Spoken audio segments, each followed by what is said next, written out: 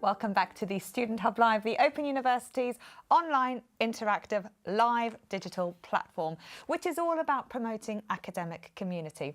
My name's Karen Foley and I'm presenting this evening's programme. We've got a couple of great sessions lined up for you before our Adobe Connect workshop, where you can get together with students and put it all together online and talk to each other in the environment that is the tutorial room with Isabella and Rob. Now, in this session, we're going to talk about the Open University Students Association, and I'm joined by Stephanie Stubbins and Cath Brown. Hi. So, maybe I can ask you to introduce yourselves in terms of what you're studying. Steph, what are you studying at the minute? I'm studying Business and Management, the leadership route, and I've just started my Level 2 module, Developing Leadership. And Cath? I tend to study almost anything. I've just finished a computing module and I'm just starting Classical Greek. Wow, Classical Greek. Now, what's your role in the Students Association? I'm the president and Steph is the deputy president. And what does that mean for people who don't know? I'm the boss, obviously. I'm a sidekick. We're the elected leadership of the Student Association. We've got a central executive committee of how many people have we got these days? 20. 20, something like that. Whatever number it was, I don't know. But anyway, they're your elected student leaders, along with our board of trustees, who are also elected and make sure that we all behave ourselves. And we take the lead in things like representing the student body to the university, standing up for what everyone needs, standing up for your interests. We also have involvement in community and in support.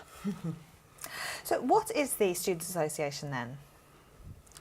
Well, it's the equivalent, the OU's equivalent of a student union, and everyone is automatically a member unless you opt out. It doesn't cost anything, everyone's in there. So it's the representative body for all OU students, and we would say that we're the main place to come for student community. What else have I missed out there, Steph? I think you covered most of it there. And you've got a fab website where people can get lots of advice and also things, can't they? Yes, so there's the Open University shop, which is run by the Students Association. She's wearing the goods there. All the profits go to our charity, which we're going to talk about a little bit later. And we've also got volunteering section, so students can get involved in supporting other students, being the student voice, being the active students in the community. And also reading papers on the meetings that we attend and our reports. And you can volunteer to be something like a central committee rep, which means that you come in here and sit on one of the committees, work within the faculties or university-wide, and that's a really important role, putting forward the student voice. But there's loads of ways to get involved, from the most ones that are really not very time-consuming or one-off to ones that are really time-consuming. And you can also find us on social media. If you search Open University Students Association. If you want the website, it's oustudents.com, and we're also in forums as well.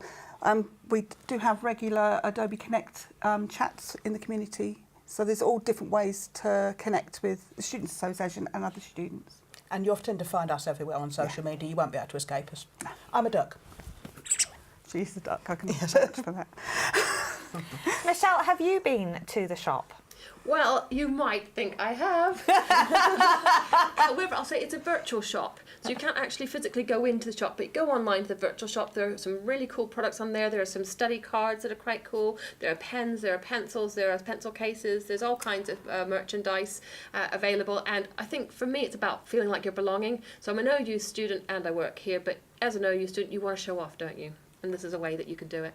I'll give you a little hint. You might need to go and check the OU shop soon, because there's some new merchandise going in. I saw it yesterday. Ooh. I'm not going to tell you what it is yet, but there aren't that many days till Christmas, are there? No, or whatever holiday you might be celebrating. There'll be stuff on there that wasn't on there before. Oh, getting very excited now. Thank you, Angela, for getting me a new hoodie. Now, in addition to the shop, which is fabulous, but you also provide a lot of other very useful resources. And the one I wanted to ask you about is support for students. So what support is available? Well, we've got our groups, such as the Disabled Students Group, which Steph and Sheila are going to be talking about later. We've got Plexus, which is the LGBT plus group. We've got our peer support service, where students can get in touch with other students who can be a listening ear for them online. What else have I missed, Peer Steph? support? That's what I just did. Oh, Nightline? Nightline, absolutely. Yeah. I'm going to say about Nightline. Nightline is a service where you can ring up after 6 p.m. at night through to 8 a.m. in the morning, and you can talk to the volunteers there about how you're feeling. So you're never alone. It may feel like you're alone when you're studying because we are so far apart from each other, but there's always someone to speak to. And there's lots of informal support out there as well. We've already mentioned the forums we have where you can chat to other students. There's lots of OU-related social media groups where you can have a bit of a moan about things, a bit of a celebrate together, and so on. I'd say it's a brilliant community. I think there's a much better community with the OU than when I did my original Brit Uni degree. And I found out today that the Open University have a partnership with the Big White Wall, which is another fantastic resource for students. So if you missed any of that, or you missed the earlier programme today, that will all be available to watch on Catch Up, as is a lot of content on our YouTube channel. So you can find out about all sorts of things, from learning online to Brexit, and all sorts of interesting discussions that we've had from the faculties here at the Open University. Right, so you mentioned some of these meetups, and some of them happen online, and some of them also happen face-to-face, don't they? They certainly do. Yeah, so we had some freshers meetups last Saturday, and there was lots of students meeting all over the country. They had about 70 odd in London, didn't they? Did, Something yes. like that. I hosted one in Canterbury last Saturday. I'm doing one in Maidstone this Saturday. Anybody can host a meetup. Just go onto the website, go into the community tab, and it'll tell you all about meetups in your area. If there isn't one, you can create one. The association will help to advertise it, we'll help to share that everywhere, and you can meet other students in your area. And it's quite simple to set one up. You've got the support there. It's absolutely simple. There's quite a lot that are regular. For example, where I live in Birmingham, we've got one on the second Saturday of every month where we meet up for coffee, and sometimes at the end of the year something a little stronger. Now, there are also societies and clubs. In fact, I know that the Psychological Society have an event in a couple of days, a campus event, which is very popular. What other society events are there? Well, I am wearing a society T-shirt tonight. I'm wearing the T-shirt from Fusion, the Physics and Astronomy Society. We've got quite a lot of different academic societies. So we've got Fusion, Alchemy for Chemistry, M500 for Maths, we've got an engineering club. I'm just going a few STEM ones here. Steph will have to get all in somehow. Business, the Law Society. Yes. Just go and have a look on the association website. Yeah, and there's also others that aren't to do with study. So, for example, there's a Mountaineering Society, there's a Bell Ringing Society. Ballet and opera. Ballet and opera. And the Geological Society have just been to Hawaii on a trip. I can't believe the places they go. It's just amazing. They just use it as an excuse to go and look at rocks that they just go and travel the world. Sounds great, though, to be honest. And there are also clubs, aren't there? Yeah, so clubs were launched last year. We've now got, I think, over 25 now. But they're interest topics, really. So you've got... They're a little bit lower key than societies. They don't tend to have bank accounts and stuff like that, or kind of any of that boring things with constitutions and treasurers and chairs and secretaries. They just do stuff. A lot of them tend to start out as social media groups and forum groups, and then they go from there. You've started a club, haven't you, Steph? I've got a few. Just a few. So Study Addicts. I am a study addict. And Young at Heart. Young at Heart, so that is for anybody 40 plus. We have squeezed some 30-year-olds in as well. But there's also the Young Students Group Club as well. Young Student, yes. Yeah. We need someone for people in between, don't we? I mean, we've got the one for the oldies like us and the one for the youngsters like Fanny, who you saw earlier. We need something in between. Well, I think we do. In between. Well, Amy's just joined the Business Society, so that's good news. Well done, Amy. So you mentioned, Cath, before that students could sit on various committees and that this was very important in terms of representing the student voice. So how do students get involved, and what's in it for them, really? Well, they can get involved because they can go along to our website, and if you look for volunteer opportunities, you'll see one that's for Central Committee reps. And what's in it for them? Well, for someone like me, what's in it for me is I'm dead nosy. I like knowing what's going on. I also like making a difference. I like going in there and knowing that what I've said about the way this particular module works or something like that has actually resulted in something that improves things for future students. And obviously, if you are looking to improve your career prospects, then the fact that you've actually got experience sitting on a proper formal university committee is going to look really good. Again, if you look on the Students' Association website, the Central Committee rep vacancies come up on that. Some of the volunteering, isn't it? The Senate Reference Group is another one. So that is a body of students that get together, go through the Senate papers and help to inform our 6 Senate reps that will go in. Like me? Yes, and will go in and they'll have a little bit more insight into what they're going to say when they go into Senate, but they have a full say. David says, oldies, ha, you're youngsters. Oh, That's very nice, isn't it? Now, being involved in committees and being involved in this formal way is not the only way that students can be heard. How might someone who doesn't have the time or energy but just wants to have their voice heard be involved and get that heard, Cath?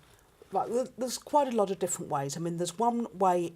A formal way is the university consultative structure, and there's the University Consultative Forum, which asks questions about some of the kind of big topics about where the university is going, some of the more obviously student-facing ones. The first one ever was about how tutorials should work, for example. You also get ones for the individual subject areas. They'll be called Board of Study Consultative Forums. So if you're studying, for example, business and law, then there'll be a Board of Studies Consultative Forum for that, and you can feed into what's going on with your subject. You can also feed in to us as your reps informally. You can feed in via some of the reps we've got out there called learning experience representatives and our community champions as well. Or you can just contact us directly and tell us what your concerns are. We also try and keep a bit of a lookout for what people are saying on forums and social media. We also try to share any opportunities to get to campus for workshops or focus groups.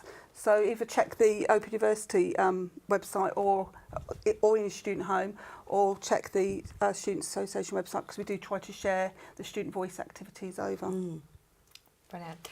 Michelle and Angela, how is everybody at home? We've got a lot of discussion about age, so we think we're looking 21 to 65 plus on the forum. So Brilliant. We've gone down as low as 18. Oh, 18? Actually, yeah. Brilliant. With lots of in-betweeners. And someone wants to know where the Fusion Club might go on its trip, if it were to go on a trip. Ooh, well, we've got a few things planned there, actually. There's we've had things in the past to nuclear power stations. We're kind of trying to find an excuse to go to a brewery. We think that's always something you can justify somehow. There's lots of physics in a brewery. We've had things to Diamond, which is the National Synchrotron facility in the past. We're looking at getting together with the Maths Society to go to Newton's birthplace. So lots of things going on there. It's great. Someone, apologies, I don't have the names right in front of me. Someone's asked, are there any T-shirts that are in Greek or Latin? Oh, I'd like one of those. I want one. I want. Exactly. Watch that space. So people say, shout out to the Big White Wall, that's a great resource to have. So please go online, have a look at the Big White Wall, sign up, get connected. That's a great resource for us. And also talking about student reps and student voice. And I'd just like to say that I, in my job, work in the business school, and our student reps are fantastic. So Steph's one of our student reps, but it's really important that we have an opportunity to listen to what the students are saying. We can make changes to course content based on what students are saying. We can look at what their needs are and make it studying better. So it's really important that students tell us what they think, what they want, what works, what doesn't work. The thing is, at the moment, they're saying they want hoodies, and more hoodies. And zoodies. And Zoodies. Goodies. And it's very important that they show us their dogs. Yes. We've got dogs. Have you got more dogs? She's got a duck. This is Jess's dog, Maddie. Now, Maddie is not only a very faithful study buddy, but after all this time is probably an extremely well-educated dog. Oh. Beautiful. And Tony has sent us in Maggie. And Maggie looks to me like a really friendly, supportive dog. Yeah, yeah. Absolutely lovely. Thank you, Tony. And we've had some study spaces, haven't we? We do. We have this study space here. This is from Juliet, and I think this is quite clever. She says it's a dining table and it's extendable. So depending on what she's studying and when she's studying, she can spread it out and spread herself out. I think that's Very clever. clever. Lovely shot. Well done. Nice mug of tea on the side as well. Well, that is the gateway to biscuits. All from me. Chocolate. And if you'd like to send us a picture of your study space or your study buddy, please do studenthub@open.ac.uk. Send us your address and we'll send you one of our BBC co-production pieces of material as well for you to enjoy at home, because we've got some sessions lined up in the next couple of weeks also, so we'll be putting those on the board then. Okay, so getting involved then, there's lots and lots of opportunities. You've mentioned some of them already, but what are community champions? They're grassroots level students that are anywhere, and they get involved with any activities that are happening. They bring back any interesting things. That just any student can become a community champion, so keep an eye out because they're going to be relaunched. The idea is that they're kind of reaching out to everyone on the ground, because obviously not everyone is going to just be around the corner of one of the central volunteers like us lot, but community champions we hope are going to be everywhere. And the more people that get involved in that role, the more things that we can set up for students, and our reach gets further. Brilliant. Even in Norwich. So I think, Angela, you're in trouble with Matthew for not giving him a shout out. But yes, so this could be a job for you, Matthew. There's also learning experience representatives. Yes, what the learning experience representatives are is they're effectively our eyes and ears out of the community. So if we hear that someone is having some particular issues on the module, for example, the materials are being delayed, and that's a fairly general issue with that module, then they're the sort of people who could feed that back to us, so that we or the central committee reps are in a position to take that forward and say, oh, hey, sort this out. I mean, ideally, we'd like one in every module. At least. So do put yourself forward if you're interested in trying the student voice, putting the student voice forward. It's a really good role to start with. And you can do as little or as much as you like Yes. in it, effectively. It's not a question of you have to do loads of extra things. It's keep your ears open, feedback. Well, Mark wants to know how to apply to be a community champion. So the opportunity will be going back up in the volunteer section on the website. So just go into the volunteer zone on there. There's often roles that come up all through the year, so just keep an eye out on there, and then there'll be a form to fill in. And I'm sure someone's put a link to the OUSA website on the chat box for you, but we do have a lot of resources on the Student Hub Live website page if you'd like to look there as well. Now, I hear you can also do student-led projects. That sounds exciting. Oh, you were involved in developing all that, weren't you, Steph? Yes. So volunteering's in my new remit as Deputy President, and so student-led projects is something that I feel very much involved with because I was on the working group originally, and it's based on the idea that in the community, if you feel that there's something that needs changing or something that needs support, something that will make a difference in your community, it doesn't have to be student-based. It could be, I don't know, a litter pick or supporting. Create a new skate park or something, or something like that. Supporting someone in the community. If you can figure out a way of creating an idea into a project, come to the website again, go into the volunteer area and look up the student-led projects. Just put your idea in. Once it gets past the idea creation, we can help you fill in the application and put some ideas together. But anybody can apply for a student-led project. And it might be that it's just some ideas that come forward, and then there'll be people setting up projects. Then we will be helping to recruit people to help with those projects. So there's lots of ways of getting involved. And you can also get involved in degree ceremonies. Oh, that's great fun, that is. I mean, Steph was at one quite recently, weren't you?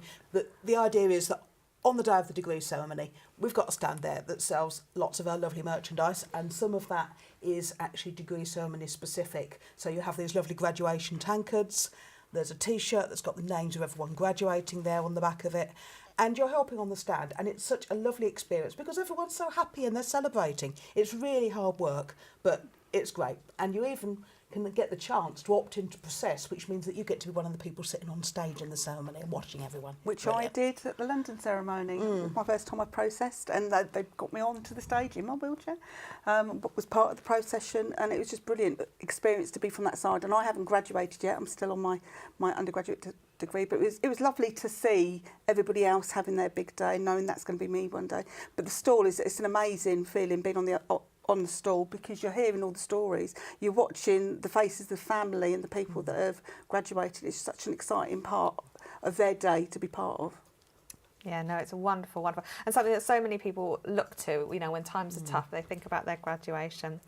All right, we're nearly at the end of our session, but I wanted to take a look at some of the responses that people have said at home, because we asked a couple of questions. We asked them what they were looking forward to about studying, and also if anything is worrying you, what is worrying you? And these are some of our word clouds. So let's look and see what you had to say about what you were looking forward to in terms of your studies. Biscuits, excellent. English, learning more, history, having more time, more student hub live, starting final year, accounting, interesting subjects, making friends, new ideas, learning new things, gaining confidence. That's so important. Reading, meeting people, and lots and lots of things there. Networking, another important one. Accounting, yes. Well, somebody has to. I've heard it's quite a lot of fun. Yeah. Steph, you'd probably agree. So everybody has all these ideas. Let's see what people had to say about any worries that they had. I hope at this time of evening that would be substantially less. Let's see what you had to say about anything that's worrying you. Time, failing, falling behind, completing on time, English level, energy management, time management, disabilities, failing, TMAs, meetings. Okay, so a lot of things there. So what advice would you give to students then who might be feeling a lot more happy than they are nervous, but some of those anxieties are very common? Don't worry about what other people are doing. Just because they've finished 6 books already and you've just started, that is fine. And everyone at some point or another will find that they may be falling behind a little bit. Don't worry. Talk to your tutor. They're there to help you.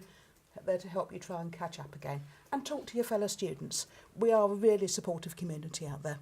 Talk about my disabilities. There is support and extra ways of having more connection with people, which we'll be discussing in the next session. So don't worry about any health issues that impact your studies. We'll talk about that soon. Perfect. Now, finally, I asked everyone to bring something in for our hierarchy of needs of the most important things for students. What have you both brought in? Chocolate! More chocolate. It's fundamental. You can't study without chocolate. That needs to go on the base. And Steph, what have you got? Stationery. And this isn't because it's a basic need. This is self-fulfilment. It makes me feel really good. It makes me enjoy my studies. I feel motivated, but I also use it to reward myself as well. So stationery. And I've got plenty of stationery. I just love getting more. And a study buddy. This is my study buddy. Hoduck. Wonderful. Well, thank you very much, Cath and Steph, for telling us all about the amazing range of opportunities that people can have. And if you'd like to find out more, visit the OU Students Association website. The link will be in the chat, and also you can check it out on the resources page. And if you'd like to do more about being an OU student, we have a BOC, a badged open course. And this has been a very popular thing, has had great reviews, and it tells you everything you need to know about being an OU student. Michelle, some people were raving about it earlier. Yes, the box absolutely brilliant. It's a great way to go on, find out about studying, and I think I would just like to come back what Cath was saying. Get connected, stay connected with your students. Everybody gets behind at some point. Don't worry about it. Just talk to someone and they'll help you. Amy and Wayne tried the Becoming an OU Student book, and they were full of praise. Excellent. Well, that's great. Lovely. What's that, Cath? Michelle, sorry. This is a worry monster. So if you have a worry, and we all have worries, and it's absolutely fine to worry, you put the worry monster inside the worry monster's mouth, and miraculously, when you wake up in the morning, All our worries are gone. all the worries are gone. There we are. We'll put the widget in there then. Fabulous. Excellent. Well, thank you very much, Michelle and Angela. OK, we're going to show you another video. This is Quiet in the Cheap Seats. This is Cath interviewing Mary Kellett. And then we're going to show you another building on campus, the Gardner Building. And then we'll be back with some more student stories before our session about support for students studying with disabilities. I'll see you in just a minute.